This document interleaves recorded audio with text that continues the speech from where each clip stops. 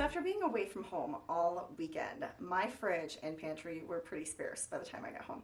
So I wanted to take this opportunity to show you guys what a general larger grocery shopping haul looks like for myself and my family in a given week. So what I'm about to show you was about $165 today. It was a little more expensive than usual. Obviously, inflation rates play a hand in that. But I also got several lightly more processed organic items that tend to be a little more expensive. So let's get right into it. First and foremost, I have several bean varieties. So these are canary beans, and I haven't had them in quite a while, so I'm not sure exactly what they taste like. So I just like to alternate my beans from week to week, or from day to day, I guess. We make a new batch. These are a pound, so I'll make a pound bag every 3, 4, sometimes 5 days, depending on the week. And I have these black beans as well as the Great Northern beans. This should suffice for another week and a half-ish. I got my baby girl some of these itty bitty baby Brussels sprouts. She loves these things. And her cinnamon raisin toast Ezekiel brand. These are not always ideal because some of them have salt, but they are healthful in the sense that they're all sprouted and organic, and my daughter absolutely loves these. So this is my only convenience in life, and I'm going to hold on to it. She really enjoys these. Usually I get a lot more frozen vegetables, but we already happen to have plenty in our freezer. There will be certain items in this grocery shopping trip that I didn't purchase based on what I already had available in my home. So grains, for instance, I have a ton of grain varieties in my pantry: sorghum, amaranth, teff, millet, quinoa, and rice pasta for my daughter. So I didn't bother getting any of those. I also didn't bother getting any nuts because I have plenty of walnuts and cashews for my daughter, as well as plenty of seeds, flax and chia. And my daughter also has some almond butter, some cashew butter, and some peanut butter, her favorite. So didn't bother getting any of those. And the last thing I didn't need any of that I would typically get in a general shopping trip are herbs and spices. I have a cupboard stocked full of herbs and spices right now, so I didn't bother. I do like getting a lot of fresh herbs. I just didn't this time. They were actually out of organic cilantro, so I just bypassed the parsley because it has such a weird taste in my salad, and I haven't had an opportunity to cook more things lately that involve fresh parsley. So for my salad, I have plenty of baby arugula, this organic romaine and lacinato kale, as well as plenty of broccoli sprouts and this red cabbage. I already had plenty of bok choy and green cabbage in my fridge, so I didn't bother picking up more of those.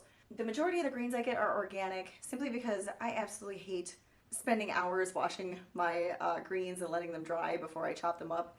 I know you're supposed to wash organic, but I just don't always have the time. And let's just be real. But also, greens are known to have a lot more pesticides than other typical types of produce. So I try to get organic as much as possible. I usually get 3 varieties of mushrooms. This time I only remembered to get 2. I got the white button mushrooms as well as the baby bellas.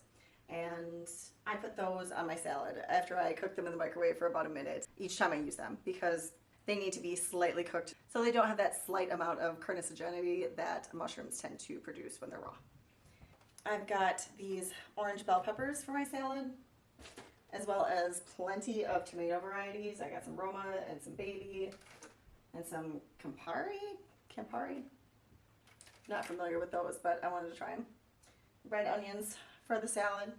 Squash is in season, and it's my absolute favorite thing to eat in the fall. So I'm not quite sure what this variety is, but these are amber squash. And my daughter and I are very much in love with these. For vegetables that I'll be chopping up and just eating raw throughout the week are the cauliflower, the broccoli, and the zucchini. And we also have some sugar snap peas for snacking. In the back, you'll see my organic red wine vinegar to throw on top of my salads.